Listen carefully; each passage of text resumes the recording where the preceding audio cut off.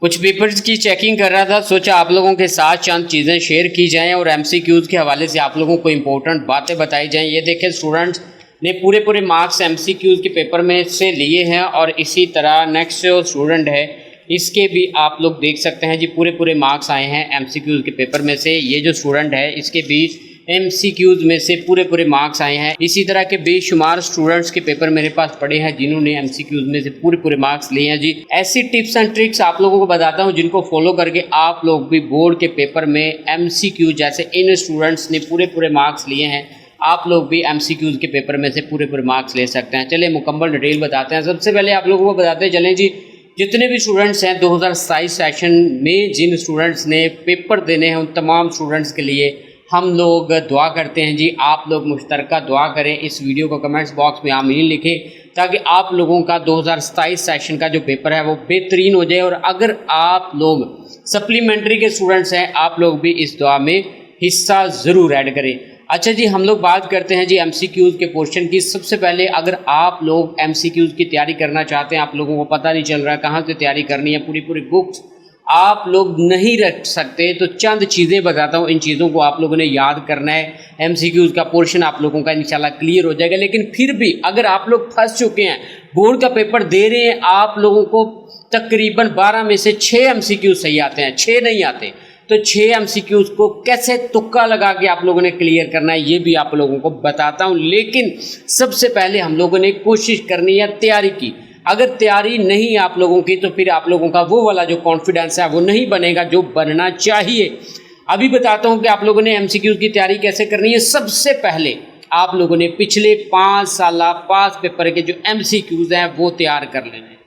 किसी भी सब्जेक्ट के, किसी भी बोर्ड के आप लोगों ने अपने अपने मुतलका बोर्ड के एमसीक्यूज़ पिछले 5 साल के वो क्लियर करने हैं। कोशिश करें आप लोग पंजाब के तमाम बोर्ड के जो एमसीक्यूज़ हैं 5 साल के नहीं तो कम अज़ कम 3 साल के लाजमी तैयार कर ले। 3 साल के नहीं 2 साल के लाजमी आप लोग कर ले, पहला ग्रुप दूसरा ग्रुप। इस तरीके से अगर आप लोग तैयार कर लेंगे एमसीक्यूज़ इंशाल्लाह 100% आप लोगों के क्लियर हो जाएंगे।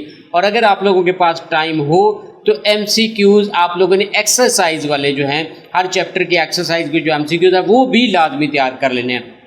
इंशाल्लाह देखिएगा कैसे 100% एमसीक्यूज़ आप लोगों के क्लियर हो जाते हैं। लेकिन बिलफर्ज आप लोगों के एमसीक्यूज़ क्लियर नहीं होते या आप लोगों को 12 में से 10 एमसीक्यूज़ आते हैं या बिलफर्ज 20 एमसीक्यूज़ पूछे जाते हैं, उसमें से आप लोगों को 15 एमसीक्यूज़ आते हैं, बाकी 5 एमसीक्यूज़ आप लोगों के रह जाते हैं, आप लोग कंफ्यूज हो रहे हैं। तो वो जो 5 एमसीक्यूज़ आप लोगों ने कैसे क्लियर करने हैं तुक्का लगा के, चले डिटेल आप लोगों को बताते हैं। ये वो तरीका है जिसको इस्तेमाल करके बहुत से स्टूडेंट्स ने अपना बोर्ड का पेपर क्लियर किया है, क्योंकि उन स्टूडेंट्स को एमसीक्यूज़ का पोर्शन आता ही नहीं था।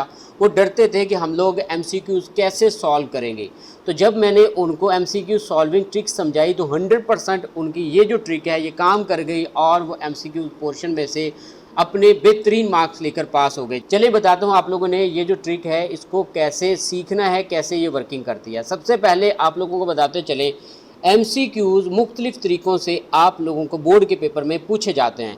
सबसे पहला जो तरीका है, इस तरीके से आप लोगों को एमसीक्यूज़ आता है और 100% इंशाल्लाह अगर आप लोग इस तरीके को इस्तेमाल करके एमसीक्यूज़ टिक करेंगे तो इंशाल्लाह 100% आप लोगों का एमसीक्यूज़ करेक्ट होगा।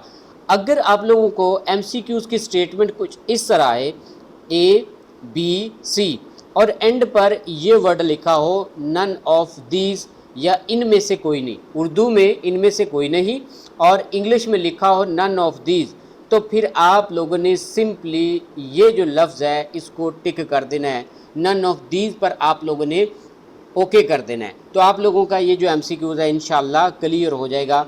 दूसरी स्टेटमेंट आप लोगों को इस तरीके से आ सकती है, ABC और ऑल ऑफ दीज लिखा हो तो आप लोगों ने ऑल ऑफ दीज पर टिक करना है। उर्दू में लिखा होगा इन तमाम में से या ये तमाम, इस तरीके से लिखा होगा उर्दू में, और इंग्लिश में अगर ऑल ऑफ दीज लिखा हो तो आप लोगों ने सिंपली इस पर टिक कर देना है। तो इंशाल्लाह आप लोगों का ये जो एमसीक्यूज़ है ये क्लियर होगा। तीसरे नंबर की जो स्टेटमेंट है इस तरीके से आ सकती है। स्टूडेंट्स ये कहते हैं कि सर हमें इस तरह की statement 9th 10th first year और सेकंड ईयर के पेपर में नहीं पूछी जाती। तो भाई अगर आप लोग NTS के पेपर दे रहे हैं, PPSC के पेपर दे रहे हैं, FPSC के पेपर दे रहे हैं, तो भाई आप लोगों को इस तरह के जो MCQs हैं या ऐसी जो स्टेटमेंट है पूछी जा सकती है। आप लोगों को 9th 10th फर्स्ट ईयर और सेकंड ईयर के एग्ज़ाम में भी इस तरह की स्टेटमेंट आ सकती है। आप लोगों को ऐसे पूछा जा सकता है ABC और इस तरह एक ऐड करके कंबाइन करके वर्ड लिखे होंगे ABC इन तमाम में से, ठीक है। तो आप लोगों ने सिंपली ये जो वर्ड है इसको टिक कर देना है, तो आप लोगों का इंशाल्लाह ये जो MCQs का पोर्शन है ये भी क्लियर हो जाएगा। आप लोगों को स्टेटमेंट अगर पूछी जाए A B C और D, अब यहाँ पर आप लोग कंफ्यूज हो रहे होते हैं कि आप लोग कौन से वर्ड पर टिक करें। आप लोगों को एक स्टेटमेंट पूछी जाती है A B C D और E, आप लोग यहाँ पर सोच रहे होते हैं कि कौन सा वर्ड जो है इस पर टिक करें। तो अगर आप लोगों को इस तरह की स्टेटमेंट आए तो आप लोगों ने सिंपली ई वाला जो ऑप्शन है इसको टिक कर देना है। तो इंशाल्लाह आप लोगों का 100% ई वाला जो पोर्शन है ये भी क्लियर होगा और ये करेक्ट होगा। अगर स्टेटमेंट आप लोगों को एक आए कि एक आखिरी जो स्टेटमेंट है वो लॉन्ग हो, लॉन्ग स्टेटमेंट, तो आप लोगों ने जनाब लॉन्ग जो स्टेटमेंट है उसको टिक करना है और जो शॉर्ट स्टेटमेंट है उसको टिक आप लोगों ने नहीं करना। तो ये भी MCQs का एक लॉजिक होता है, MCQ सॉल्विंग ट्रिक होती है कि लॉन्ग जो स्टेटमेंट कोई भी हो तो उसको आप लोगों ने टिक कर लेना है। अब आखिरी जो चीज़ आप लोगों को बताता हूँ, बिलफर्ज आप लोग A B और C के बाद D, अगर इन चारों में से आप लोग कंफ्यूज हो रहे हैं कि आप लोगों ने किस पर टिक करनी है, तो भाई आप लोगों ने करना ये है कि मैं परसेंटेज आप लोगों को बताता हूँ कि कौन सा जो ऑप्शन है ये इतने % आप लोगों का करेक्ट हो सकता है। अब जो C है इस पर आप लोगों ने 80% सेटिस्फैक्शन हासिल करनी है और 80% ये करेक्ट होता है। अगर आप लोगों को समझ नहीं आ रही, कंफ्यूज हो रहे हैं, तो आप लोगों ने C पर टिक कर देना। 80% ये जो C है आप लोगों का करेक्ट होगा।